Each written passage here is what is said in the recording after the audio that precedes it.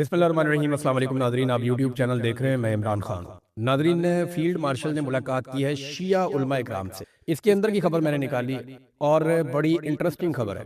1 घंटे तक field marshal साहब बोलते रहे और मौलवियों को बोलने का मौका ही नहीं मिला। पहले तो आप ये देख लें कि ये मौलवी कौन थे। ये वही सारे शिया मौलवी हैं जिनसे पहले मुलाकात की थी मोहसिन नकवी ने, और इन्हें दरबारी मौलवियों के तौर पे देखा जाता है। कुछ मौलवियों को बुलाने की बड़ी कोशिश की गई, जो उलमा इकराम है अहले तशरीह, बड़ी कोशिश की गई कि वो किसी तरह आए और आकर मुलाकात करें। मैं उनके नाम इसलिए नहीं लूंगा कि उनके लिए पाकिस्तान में बहुत मुश्किलात पैदा हो जाए, पहले ही उनके लिए बहुत मुश्किल है और बड़ा दबाव उन पर डाला गया कि वो आर्मी चीफ को मुलाकात करने के लिए आए, लेकिन वो उलमा इकराम नहीं आए। उनमें जो 2 उलमा इकराम है उनका ताल्लुक गिलगित बल्तिस्तान से है। एक बड़े आलिम दीन है, उनका ताल्लुक पारा चनार से है, जिन्हें पूरी कोशिश के बावजूद नहीं लाया जा सका आर्मी चीफ से मिलवाने के लिए। जबकि वादतुल मुस्लिमीन, ये मजलिस वादतुल मुस्लिमीन एक बड़ी जमात है और इसके बहुत सारे उलमा को राब्ता किया गया, लेकिन इसमें से भी कोई आलिम दीन आर्मी चीफ से मिलने के लिए नहीं आया। तो रह गए बाकी वही आलिम दीन जो ताहिर अशरफी टाइप के हैं या दरबारी टाइप के जो मुल्ला होते हैं, वो रह गए। अब ये मौलवी पहुंचे, देखिए एस्टेब्लिशमेंट को पसंद भी इसी तरह के मौलवी हैं। वो चांद देखने वाले मौलवी नहीं होते, इस टाइप के मौलवी एस्टेब्लिशमेंट को पसंद है। अभी वो भी वहां पे एक मजाक उड़ रहा है कि चांद देखने के लिए 15 बड़े मौलवी इकट्ठे हुए, रोयते हलाल कमेटी, कि जनाब चांद निकला या नहीं निकला। ये तो फैसला हुकूमत करती है कि उन्होंने ईद किस दिन करनी है। हुकूमत की अपनी सवाब ईद होती है, तो हुकूमत पहले ही मौलवियों को नॉर्मली बता देती है, जो मुझे समझ है इसकी। तो वो मौलवी आए, चांद चूंद देख के चले गए। बाद में जो जर्नलिस्ट वहां पे मौजूद थे उन्होंने उसके अंदर देखा, जाके कैमरा में जो वो दूरबीन लगाई हुई थी उसके अंदर देखा, तो उन्होंने इंकशाफ किया जी ये तो दूरबीन ही उल्टी लगी हुई है, यानी वो मामला ही सारा उल्टा हुआ है। और मौलवी यहाँ पे देखकर चले गए और किसी एक मौलवी ने भी नहीं कहा कि जनाब इसको कुछ सीधा विधा करें। बहरहाल वो उसकी तौजीह दी जा रही है कि जनाब ये ऐसे ही होती है। बहरहाल जैसे भी होती है, ये मौलवी इसी तरह के और ऐसे ही उल्टी मशीनें देखने वाले मौलवी जो हैं वो एस्टेब्लिशमेंट को पसंद है इस किस्म के। ये वहां पे जो जर्नलिस्ट हैं उन्होंने ये कहा था, उन्होंने ये दावा किया कि ये मौलवी क्या देख कर गए और किसी ने इसके अंदर कोई शिकवा या कोई बातचीत भी नहीं की। बहरहाल ये जो मौलवी आए ये सारे के सारे अहले तशरीह थे जिनको इकट्ठा किया गया। एक तो फील्ड मार्शल आसिम मुनीर को ये जेब नहीं देता, फौज के अंदर कोई शिया सुन्नी वहाबी देवबंदी नहीं होना चाहिए, होता है लेकिन नहीं होना चाहिए, ये एक हकीकत है। लेकिन मिलिट्री क़यादत की सतह पे इससे गुरेज करना चाहिए। मिलना है तो उलमा इकराम से मिले, जनाब हम शिया से अलग मिलेंगे। एक डिवाइड आप पैदा कर रहे हैं, एक तरह से आप बता रहे हैं कि ये फिरका, तो ये एक तरह से आप खुद डिवाइड पैदा कर रहे हैं, तकसीम पैदा कर रहे हैं। तो जनाब क्योंकि ईरान का मामला है तो इसलिए फिर शिया उलमा इकराम से मिलना पड़ गया। जब कभी किसी और मुल्क का मामला होगा तो फिर दूसरे उलमा इकराम से भी मिलना पड़ जाएगा। तो ये तकसीम खुद ही जाहिर कर रहे हैं। ISPR ने 12 मौलवी वहां तो बोले नहीं ज्यादा, जो मेरी इत्तला है उसके मुताबिक फील्ड मार्शल ही बोलकर गए और बड़े गुस्से में बोलकर गए। और लुब्बे लुबाब उनकी गुफ्तगू का ये है कि मुझे पाकिस्तान में तुम लोगों की तरफ से कोई टेंशन नहीं चाहिए, हम जो मर्जी करें, बाहर दुनिया में जो मर्जी होता रहे, यहाँ पाकिस्तान में कोई ड्रामा नहीं चाहिए। यानी इस किस्म का लुब्बे लुबाब जो है वो ये था। और मौलवियों को काफी सख्त बातें सुननी पड़ी फील्ड मार्शल आसिम मुनीर साहब से। ISPR ने 5 मिनट और 9 सेकंड की एक वीडियो जारी की इन मौलवियों की कि, और एक्चुअली तो ये नहीं है कि उन्होंने ऑफिशियली यूं करके जारी कर दी, लेकिन ये आई वहीं से। उसी तकरीब के बाद मौलवी एक ही जगह पे बारी बारी बैठ रहे थे और वो जुमले बोल रहे थे और उन जुमलों को काट छांट के एक 5 मिनट और 9 सेकंड की एक वीडियो जारी कर दी। वो वीडियो मैंने सारी देखी है। अब उस वीडियो को देखने के बाद मैं आपके सामने कुछ चीज रखूंगा, लेकिन पहले 2 अहम पॉइंट जो आसिम मुनीर साहब ने इस मुलाकात में बताया। एक तो उन्होंने बड़ा क्लियर दिया, आसिम मुनीर साहब ने, फील्ड मार्शल ने कह दिया कि गिलगित बल्तिस्तान में जो नौजवान पकड़े गए हैं, जो एहतजाज करने वाले लोग पकड़े गए हैं, हालांकि वहां के जो मकामी अफराद हैं वो ये बताते हैं कि एहतजाज के अंदर जानबूझकर शरपसंद अनासिर शामिल करवाए गए जिनकी निशानदेही की गई, लेकिन उनको किसी ने नहीं पकड़ा। बाद में जो नौजवान पकड़े गए उनके बारे में लोग दावा करते हैं कि उनका कसूर नहीं है। बहरहाल वो तो पता चलेगा इन्वेस्टिगेशन में। लेकिन फील्ड मार्शल आसिम मुनीर ने ये अहले तशरीह मौलवियों को बता दिया कि इनका तो ट्रायल होगा मिलिट्री कोर्ट में, इनका ट्रायल करवाया जाएगा मिलिट्री कोर्ट में। ये बात उन्होंने क्लियर कर दी कि ट्रायल मिलिट्री कोर्ट में होगा इनका, जिनको पकड़ा है गिलगित बल्तिस्तान में, इसके बीच में कोई ना है। बड़ी सख्त उन्होंने इसमें बातचीत। दूसरा, फील्ड मार्शल ने कहा कि ईरान अपनी लड़ाई तो अच्छी लड़ रहा है, लेकिन हमारा सऊदी अरब के साथ एक दिफाई मुआहदा है और ईरान को सऊदी अरब के मामले में मोहतात रहना चाहिए और सऊदी अरब के साथ कोई मामला ईरान को नहीं करना चाहिए। और ये याद रखना चाहिए ईरान को कि हमारा सऊदी अरब के साथ एक दिफाई मुआहदा है। अगर सऊदी अरब ने हमें बुलाया या आवाज दी तो हमें पोजीशन लेनी पड़ेगी, यानी पाकिस्तान फिर सऊदी अरब के साथ खड़ा होगा, यानी आसान अल्फाज में पाकिस्तान सऊदी अरब के साथ लड़ जाएगा। अच्छा, फील्ड मार्शल चले गए, मौलवियों के बयान रिकॉर्ड हो रहे थे। अब वो जरा बयानात अगर मैंने सारे के सारे सुने तो इस सारे बयान के अंदर था क्या, जरा ये आप सुने, आपको पता चलेगा। ये दिन रात अहले बैत की कुर्बानियों का दर्स देते हैं। ये वो मौलवी हैं जो दिन रात कुर्बानी का दर्स देते हैं, करबला के वाकयात सुनाते हैं। ये वो मौलवी हैं जो मिंबर पे बैठ के मजहब का और कुर्बानी का चूरन देते हैं कौम को। और जब अब इनकी अपनी बारी आई तो इनकी हालत ये थी कि इन मौलवियों ने वहां पे ना इसराइल की मजम्मत की, पूरे स्टेटमेंट में आप देख लें कहीं नहीं है। ना इन मौलवियों ने कहीं पे अमेरिका की मजम्मत की, पूरे स्टेटमेंट में कहीं नहीं है। ईरान पर किसी हमले की मजम्मत नहीं की गई, पूरे स्टेटमेंट में कहीं नहीं है। बोर्ड ऑफ पीस में पाकिस्तान क्यों गया, इस बारे में इन्होंने कुछ पूछा नहीं, कोई बात नहीं की। गजा में पाकिस्तान ने जो फौज भेजने की अर्जी भेजी अमेरिका को, उसके ऊपर इन्होंने कोई बात नहीं की। ईरान में मासूम बच्चियों की शहादत हुई, उसके ऊपर इन लोगों ने कोई बात नहीं की। ईरानी लीडर आयतुल्लाह खामनाई, उनकी शहादत के ऊपर इन मौलवियों ने कोई लफ्ज नहीं बोला। जो दीगर लीडर मारे जा रहे हैं ईरान के अंदर, उसके ऊपर इन्होंने कोई तज़किरा नहीं किया। मस्जिद अक्सा के जो बंद दरवाजे हैं उनका कोई जिक्र नहीं किया। फलस्तीन और गजा का इन्होंने नाम तक नहीं लिया।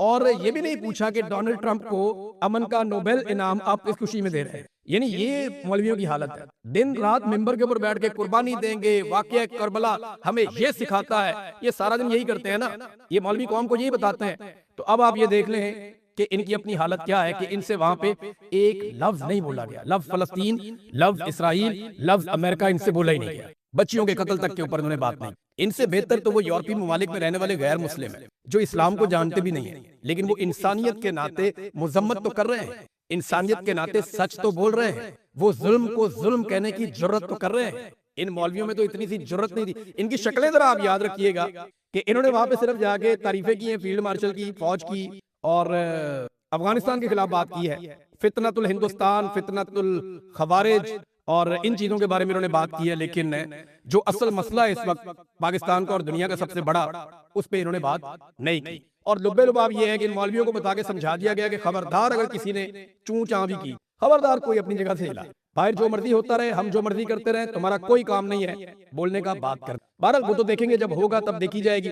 ऐसा दिखाई देता है कि लड़ाई जल्द खत्म होने वाली नहीं है, क्योंकि अमेरिका का नुकसान बढ़ता जा रहा है और इसराइल हर हालत में इस लड़ाई को कंटिन्यू रखना चाहता है। नेतन्याहू का एक बहुत बड़ा मंसूबा सामने आया, मैं आपके सामने रखता हूं, लेकिन वॉल स्ट्रीट जर्नल की एक रिपोर्ट है, उसने इंकशाफ किया है कि अरब ममालिक ये एतराफ नहीं कर रहे, इस बात को मान नहीं रहे, मगर उनकी सरजमीन को अमेरिका ने हमलों की लॉन्चिंग के लिए लगातार इस्तेमाल किया है। यानी अमेरिका अपने हमलों के लिए अरब ममालिक की सरजमीन को इस्तेमाल कर रहा है, लेकिन अरब ममालिक मान नहीं रहे। ये बात की है वॉल स्ट्रीट जर्नल ने। इसके बाद जनाब हमारे पास यहाँ पे एक स्टेटमेंट है, कतर, बहरीन, कुवैत, अरब अमारात, सऊदी अरब हमारे साथ पहले दिन से ईरान जंग में हमारी मदद कर रहे हैं। ईरान जो है वो बिला वजह हमले कर रहा है, हमें फख्र है, हम मिडिल ईस्ट के साथ मिलकर लड़ रहे हैं। ये स्टेटमेंट है जनाब अमरीकी वज़ीर दिफा का, और उन्होंने ये स्टेटमेंट दिया कि जनाब ये ममालिक तो हमारे साथ हैं।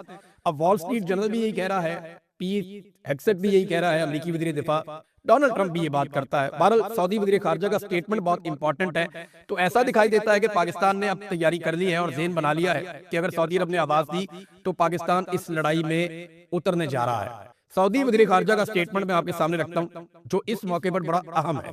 सऊदी वज़ीर खारजा शहजादा फैसल बिन फरहान का मुसलमान ममालिक के वज़ीर खारजा के साथ अहम इजलास के बाद ईरान के खिलाफ सख्त बयान। ईरान के अंदाजे गलत हैं, वो समझता है कि खलीजी ममालिक जवाब देने की सलाहियत नहीं रखते। हम किसी ब्लैकमेलिंग के आगे झुकेंगे और ना ही किसी धमकी से मरगूब होंगे। ईरान को फौरी तौर पर अपने हमले बंद करने होंगे और अपनी दुश्मनाना पॉलिसियां तर्क करना होंगी। ईरानियों ने पैगाम को नहीं समझा और अपने पड़ोसियों के खिलाफ हद से तजावुज किया है। ईरान की जानिब से तवानाई की सप्लाई को निशाना बनाना पूरी दुनिया को मुतासिर करता है। ईरान का तर्ज अमल तवील अरसे से मुसल्लह मिलिशियाओं और इंतहा पसंद ग्रोहों की हमायत पर मबनी रहा है। ईरान को यह समझना होगा कि इसके रवैये की संगीन नताइज बरामद होंगे। हम ईरानी जारहियत को रोकने के लिए हर मुमकिना जरूरी वसीला इस्तेमाल करेंगे। मुमलिकत और इसके शराकतदार बड़ी सलाहियतों के हामिल है और हमने जो सब्र दिखाया वो लामहदूद नहीं है। ये सब्र का खत्म होना एक दिन, 2 दिन या 1 हफ्ता भी हो सकता है, मैं वक्त नहीं बताऊंगा। यानी ऐसा लगता है कि अगले 1 हफ्ते के अंदर अंदर अरब ममालिक जो है वो अनाउंसमेंट कर सकते हैं और फिर उनको लड़ाई में उतरेंगे तो पाकिस्तान को भी उतरना पड़ेगा।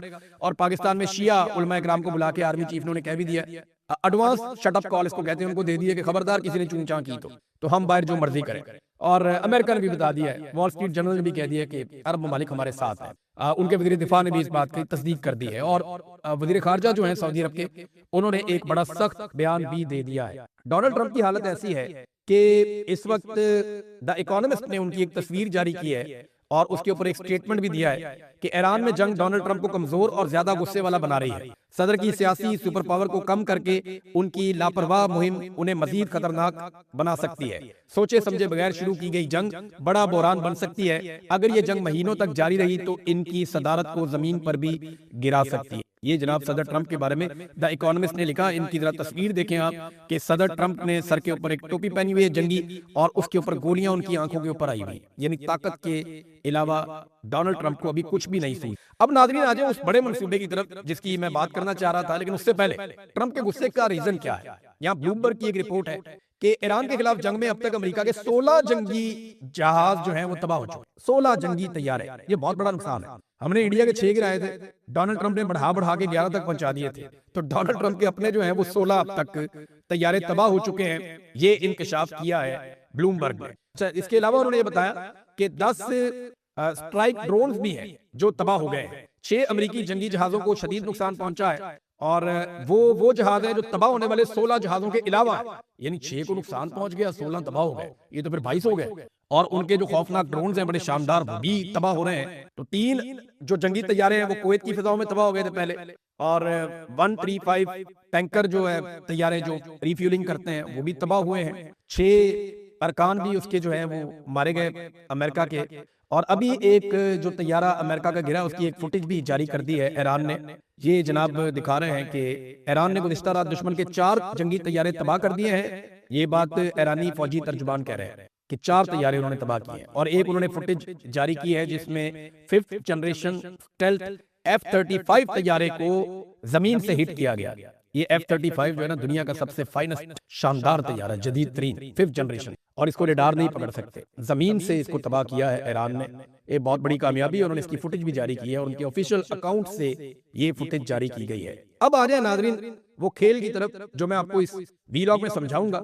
ये समझाने के लिए मैंने बहुत सारे नक्शे इकट्ठे किए हैं। ये नक्शे मैं आपके सामने रखने लगा हूं। इन्हें जरा आपने गौर से देखना है तो आपको समझ आ जाएगा कि नेतन्याहू एक्चुअली क्या कह रहा है। पहले आप नेतन्याहू की बात सुन। नेतन्याहू ने कहा कि मामला जोरी हथियारों का नहीं है, जो दिखाई दे रहा है मामला जोरी हथियारों का दिखाई नहीं दे रहा। नेतन्याहू ने कहा कि मशरिक़े वुस्ता से तेल की पाइपलाइन इस्राएली बंदरगाहों तक पहुंचाने का एक मंसूबा बनाया। यानी वो ये कहते हैं कि बाबे मंदब को और आबनाए हुर्मस को इसको नजरअंदाज किया जाए और सऊदी अरब के रास्ते उर्दन में दाखिल हो और वहां से इसराइल के जरिए से तमाम अरब ममालिक का तेल इसराइल में जाकर जमा हो और वहां से सारे यूरोप को मिले, यानी मगरबी ममालिक की मौजें लग जाए। अब जरा ये नेतन्याहू ने कहा है, उसका ये स्टेटमेंट है, आप इसको निकाल के सुन सकते हैं, मेरे सामने पड़ा हुआ है। अब मैं आपको दिखाता हूं कि एक्चुअली सबसे पहला नक्शा कौन सा है। ये नक्शा देखिए, ये मिडिल ईस्ट का मैप है। इसमें आपको बहुत सारे ममालिक नजर आ रहे हैं। मैं आपको आसान करके आहिस्ता आहिस्ता समझाऊंगा। ये पहली तस्वीर आप देख रहे हैं, ये मिडिल ईस्ट का मैप है। इसमें जो नीला हिस्सा है वो समंदर है और जो बाकी अलग अलग कलर्स हैं वो अलग अलग ममालिक है। तो सबसे पहली तस्वीर दूसरी आप देखें, इसमें आपको सऊदी अरब रेड सर्कल में नजर आ रहा है। ये जो मुल्क है ब्राउन कलर का, ये सऊदी अरब है। इसके बाद अगली तस्वीर में जो सर्कल किया गया है ये ओमान है। इससे अगली तस्वीर में एक छोटा सा मुल्क है सऊदी अरब के साथ समंदर के किनारे, ये कतर है। और इससे अगली तस्वीर में जो मुल्क आपको नजर आ रहा है पर्पल कलर का, ये है यूएई, दुबई। और इससे अगली तस्वीर में एक बहुत छोटा सर्कल है जो कतर के साथ है, ये बहरीन है। और एक और मुल्क येलो कलर का ये ऊपर आपको नजर आ रहा है, ये कुवैत है। अब ये तमाम ममालिक जो हैं इनके जो तेल के ज़खायर हैं ये पर्शियन गल्फ में, यानी जहां पे ये मैंने सारे ममालिक आपको दिखाए हैं ना, इसके सामने वाला जो समुद्र है इस एरिया के अंदर इनका ज्यादा तेल मौजूद है। अब ये इस तेल को दुनिया के पास ले जाते कैसे हैं वो मैं आपको बताता हूँ, लेकिन पहले देखें ये अगला मुल्क, ये उर्दन है सऊदी अरब से ऊपर। ये येलो कलर का आपको नजर आ रहा है, ये उर्दन है। उर्दन से ऊपर आप चले जाएं तो ये लगभग पिंक कलर का आपको एक मुल्क नजर आ रहा है छोटा सा, ये जनाब यहाँ फसाद है सारा, और ये इसराइल है, ये इसराइल है। और इसके पास जो पिछला वाला इसका एरिया है, यानी इन ममालिक से ऊपर वाला जो इसका एरिया है, वहां जो समंदर लगता है उसको मेडिटेरेनियन सी कहते हैं। ये समुद्र तुर्की और यूरोप की तरफ जाता है, यानी यूरोप को जो मिलाता है गल्फ के साथ या खलीजी ममालिक के साथ वो ये वाला समंदर जो इसराइल से ऊपर की जानिब आपको नजर आ रहा है। अब आ रहे आप अगली तस्वीर में, तो ये एक तीर का निशान आपको नजर आ रहा है। ये जिस सब्ज मुल्क की तरफ इशारा कर रहा है ये है यमन, इसको सिर्फ आपने याद रखना। अब मैं आपको एक तस्वीर दिखा रहा हूं, इसमें आप ये देखें, ये एक लाल लकीर आपको दिखाई दे रही है। ये पर्शियन गल्फ से तेल लेकर चलते हैं, ये तेल का रास्ता है मगरबी ममालिक के लिए या यूरोपीय ममालिक के लिए जो तेल का रास्ता है, और यहीं से पूरी दुनिया को तेल जाता है। इंग्लैंड भी यहाँ पे आता है, यूरोप के सारे ममालिक, यूरोपीय यूनियन यहाँ पे आता है। तेल और गैस का जो मेन रूट है वो ये है, जो सबसे छोटा रास्ता है ये रास्ता है जनाब। आप लाल लकीर में आप देख लें, ये पूरा समंदर में से गुजरता है, पर्शियन गल्फ में से होता हुआ ये अरेबियन सी में आता है, और वहां से ये बारीक दूसरी पट्टी आती है रेड सी, उसके अंदर दाखिल होता है, और ऊपर से ये मिस्र में से गुजर के चला जाता है मेडिटेरेनियन सी में, और वो जाके यूरोप के साथ मिल जाता है। अब ये आप एक तस्वीर के अंदर एक छोटा सा रेड आप एक निशान देख, ये जो रेड निशान है ना, ये ईरान और यूएई के दरमियान में है, इसको कहते हैं आबनाए हुर्मुज। ये रास्ता ईरान ने बंद किया है, तो जो तेल सारा ऊपर से नीचे आता है, इस रास्ते पे ईरान ने ब्लॉकेज। अब आपको एक और रास्ता दिखाता हूं, ये देखें दूसरा रास्ता, यहाँ पे भी एक निशान आपको मैंने दिखाया, इसको कहते हैं बाबे मंदब। ये जो बाबे मंदब का इलाका है ना, ये भी बहुत इंपॉर्टेंट है। इसके एक तरफ यमन बैठा है और दूसरी तरफ इसके जिबूती है। ये भी बहुत इंपॉर्टेंट एरिया है, जहां से तेल और गैस की तरसील के लिए, तिजारत के लिए बहुत अहम इलाका, दिन रात यहाँ से जहाज गुजरते। तो इसलिए यमन का ये एरिया हमेशा से फसाद की जड़ रहा है। यहीं पे यूएई कंट्रोल करना चाहता है, सऊदी अरब, और यमन के हौसी बागी भी, ईरान की भी यहाँ पे इंटरेस्ट है। तो ये बहुत इंपॉर्टेंट है बाबे मंदब। जो इस्राएली वज़ीर आज़म नेतन्याहू है, उसने इन दोनों इलाकों के नाम लिए, आबनाए हुर्मुज का भी नाम लिया है और बाबे मंदब का भी नाम लिया, कि ये दोनों इलाकों को अवॉइड करके हम बीच में से एक पाइपलाइन लेकर आते हैं इसराइल में, और यहाँ से पूरी दुनिया को हम तेल देंगे, गैस देंगे। कैसे? ये तस्वीर देखें आप। अगली तस्वीर में आपको एक और इलाका दिखा रहा हूँ, ये सब्ज रंग का एक मुल्क है, इसको कहते हैं मिस्र, इजिप्ट। ये एक बारीक लकीर आपको ऊपर नजर आ रही है, एरो बना हुआ है, ये वो सुएज कैनाल है। ये एक ऐसी नहर है जिसको बनाया गया था कि बहरी जहाज यहाँ से गुजरे, जब पूरी लकीर क्रॉस करें तो ऊपर यहाँ से निकलकर वो यूरोपीय समंदर में दाखिल होकर यूरोप तक ले जाए माल को, और वहां